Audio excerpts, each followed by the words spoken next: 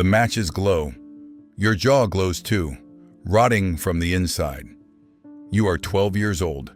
This is your life as a match girl. The room smells of something sharp and chemical, sweet in the wrong way. The kind of smell that coats the back of your throat and stays there long after you've gone home. Your fingers are yellow. The air never clears.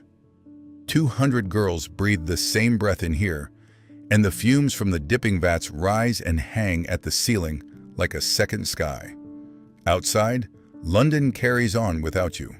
Inside, you dip and press and trim. Dip and press and trim. This is your life as a match girl.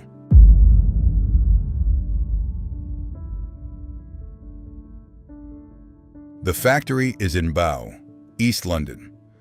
The year is 1888, and the building that swallows you each morning is owned by Bryant and May, respectable men, their portraits in the broadsheets, their product on every mantle in England. You arrived here at 10 years old. Your mother's rent was weeks past due, and the cold in your room had started to feel like something alive. The factory man said the wages were fair. He said the work was steady. He said very little about the phosphorus.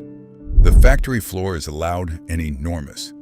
Long wooden tables stretch wall to wall, and at each one girls sit shoulder to shoulder, heads bent, hands moving in the same rhythm. You have a spot, a tin cup, a bundle of splints, and a trough of white paste. The other girls call the dip. The older woman beside you, Mary, perhaps 17, keeps her face slightly turned from the trough when she works. You notice this but say nothing. You are still learning the rules. The rules are: work fast, take no unscheduled break, waste nothing, anger no forewoman, and do not eat at the table. That last rule you understand within your first week. Not because anyone explains it, because you taste the paste on your lips by accident, and the taste is metallic and mineral and wrong in a way that bypasses ordinary disgust and lands somewhere deeper. You say nothing. You need the job. And the job needs your silence more than it needs anything else you have to offer. So you dip and press and trim.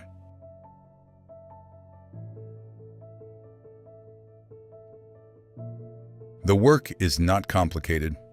That is almost the worst thing about it. You take handfuls of wooden splints, press them into a frame, and lower the tips into the phosphorus paste. You lift the frame, let the excess drip back into the trough, set the matches in the drying rack, and begin again. The paste is kept warm to keep it fluid. In summer, the vats steam. The fumes collect at face height when you are seated. You work 14 hours on a full day, 6 days a week. The wage, depending on your age and speed, runs between 4 and 9 shillings a week, before deductions. The deductions are considerable. There are fines for arriving late, fines for imperfect work, fines for speaking without permission, fines for dropping something, fines even for standing near a mistake that someone else made. You discover them not in advance but on collection day, subtracted without appeal. By your second month, your hands know the motions well enough that your mind can drift. You think about your mother. You think about bread. Your hands dip and press and trim and dip again. The phosphorus rises in a thin cloud around your face. You breathe it in and in and in. This goes on for months. It goes on for years.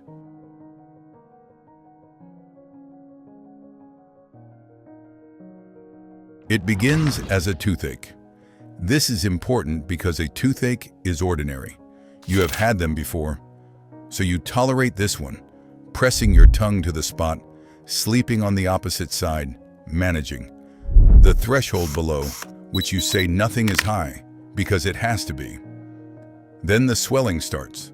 A firmness along the jaw, a tightness in the cheek. Chewing becomes difficult. The gum around one tooth has gone pale, almost bloodless, losing its life from the inside. You go to the forewoman. She glances at your face. She tells you that if you cannot work your frame, you will be docked. She does not say the word phosphorus. She tells you to sit back down. Mary has been absent for 2 weeks now.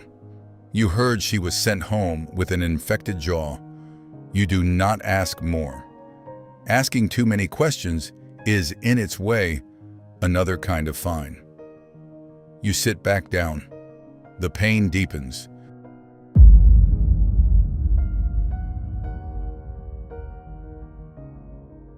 Here is something no one at the factory will tell you. In the dark, your jaw glows green. White phosphorus, breathed in over months, does not leave the body. It settles in the living bone, the jaw especially, and begins to kill the tissue from within. The bone rots while it still sits inside your face. The infection spreads, producing pus and pressure and a swelling with nowhere to go. And it glows. A faint greenish light, visible through the skin in a dark room, emanating from the bone itself. It has been documented by doctors who can scarcely find language for it. The girls call it Phossy jaw. The smell is worse than the light. The rot announces itself from across a room. You begin to lose people, not all at once, but steadily, the way warmth leaves a stone. One person, then another. When the infection advances far enough, the only intervention is removal. The bone must come out. You're not put to sleep for this. Anesthesia is not guaranteed for a girl of your class in a public ward in 1888. What is given is a firm grip and the instruction to be still. The surgeon removes what he must, sometimes a fragment, sometimes far more. What remains is a face rearranged. The jaw that holds the shape of your features is partially gone, and the skin settles differently over what is left. Some girls lose half their lower face. Some do not survive the sepsis before the surgery arrives. The hospital records, where records are kept at all, list causes of death in language that buries the factory under layers of medical terminology. Phosphorus necrosis. Systemic infection. As though the dipping trough played no part. In this telling, you survive. You go home to a face your mother has to learn again.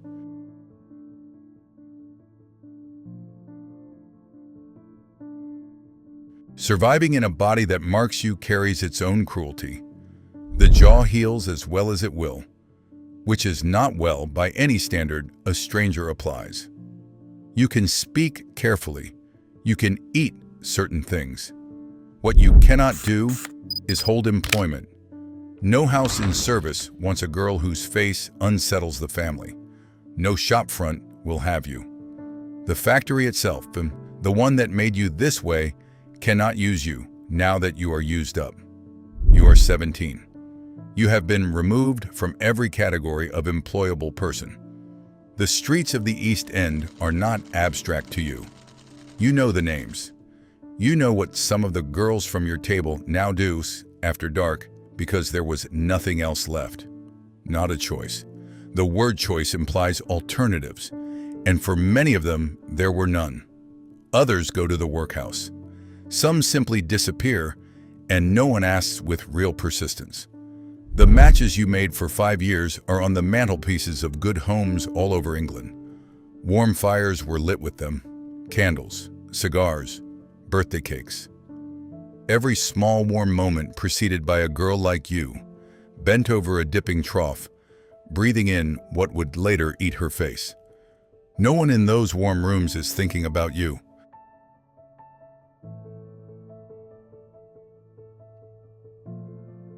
But here is what happens in the summer of 1888.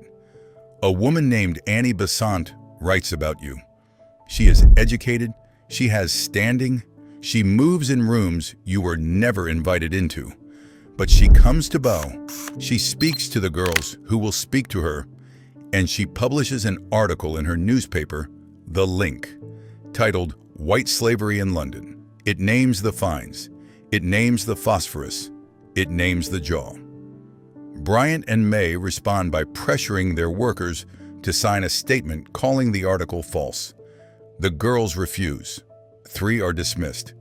And then, on a morning in early July, somewhere between 1,400 and 1,500 Matchgirls walk out of the factory and do not go back. They have no union, no training in this. They are young women and girls from the poorest streets in East London. And they stand outside the gates of Bryant and May, and they let people look at them, at their faces, at what the work has done. And they say what it was. London does not know what to make of them. The newspapers send men. Some of what gets written is condescending. Some of it, despite itself, is honest. After 3 weeks, Bryant and May concede. The fines are abolished. The girls return without punishment. It is not everything. It is more than anyone gave them credit for being able to win. The Matchgirl strike becomes one of the earliest successful industrial actions by women workers in British history. It proves something, though the proof will cost more years and more faces before anyone with actual power decides to act.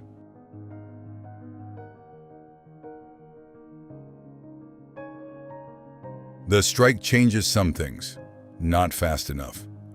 White phosphorus continues in British factories for more than 2 decades after 1888. The Salvation Army opens a rival factory in 1891 using safer red phosphorus, selling their matches at a deliberate loss to prove the alternative exists. The industry resists, as industries do. An international convention in Bern in 1906 calls for prohibition. Britain enforces its ban in 1910, 22 years after the girls walked out. In the space between, thousands more develop Phossy jaw. Hundreds die. The precise number is imprecise, which is itself a kind of violence, not an act, but an absence of record-keeping, a quiet decision that these particular lives did not require accurate accounting. There is another story you may know. A girl in a fairy tale, alone in the cold on New Year's Eve, selling matches no one buys. She lights them one by one to keep warm, sees visions of kindness and firelight and a grandmother who loved her, and dies in the street before morning. The story tells us she died peacefully, beautifully even. Hans Christian Andersen wrote that story in 1845. He meant it as tenderness. But the little Matchgirl of the fairy tale holds the flame at arm's length. She is never inside the factory. She breathes no dip. Her suffering is poetic, isolated, clean, the kind the world finds acceptable to grieve. The girls of Bryant and May were none of those things by the time the phosphorus finished with them. Their suffering did not produce visions. It produced rot, a smell that cleared rooms. Faces that polite society preferred not to examine directly. The fairy tale and the factory existed in the same city, burning the same matches. Come back to yourself now. You are at your table. The swelling in your jaw is still small enough to ignore if you try. The paste in the trough is warm. Outside, the lamplighter is making his rounds, touching flame to gas, one by one down the dark street. You have a choice tonight that is not really a choice. Come back tomorrow and breathe this in again until your body decides it cannot, or leave now and find nothing. Because nothing is what the world has arranged for girls like you beyond these walls. The city does not hold a place for you that it did not already take away.